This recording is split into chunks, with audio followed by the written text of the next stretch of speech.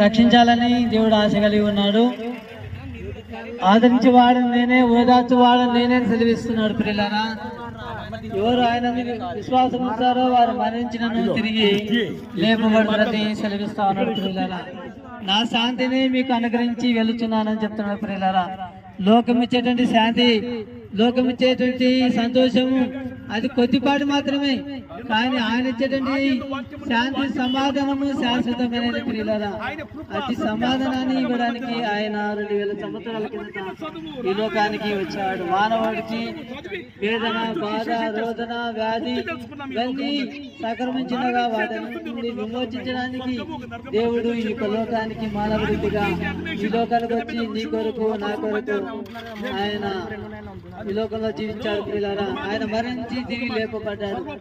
ప్రియులారా, ఆయన రక్షించడానికి నేరకై ఆయన చేతులు కుర్చీ కాలేదని సెలవిస్తాడు. మనము పాపులమై ఉండగా, మనం శత్రులమై ఉండగా, మనం దేవునికి విరోధులమై ఉండగా ఆయన మన కొరకై ఆయన కలవరిశిలలో మరణించాడు. దేవుని యొక్క హృదయ శుద్ధి గల వారు ధన్యులు, వారు దేవుని చూచెదరని వాక్యం సెలవిస్తాను. ప్రియులారా, మన హృదయం ఘోరమైన వ్యాధి గలదని వాక్యం సెలవిస్తాను. మానవుని యొక్క ఆలోచనలు ఊహంతయు చెడ్డదని బైబిల్ గ్రంథం చెప్తా ఉంది. నేటి దినాల్లో మానవుని యొక్క ఆలోచనలు, ఉద్దేశాలన్నీ కూడా దేవునికి విరోధకరమైన. ప్రియులారా, కాబట్టి వాక్యం సెలవిస్తాంది, ఏలైనగా యేసు రక్తము ప్రతి పాపం నుండి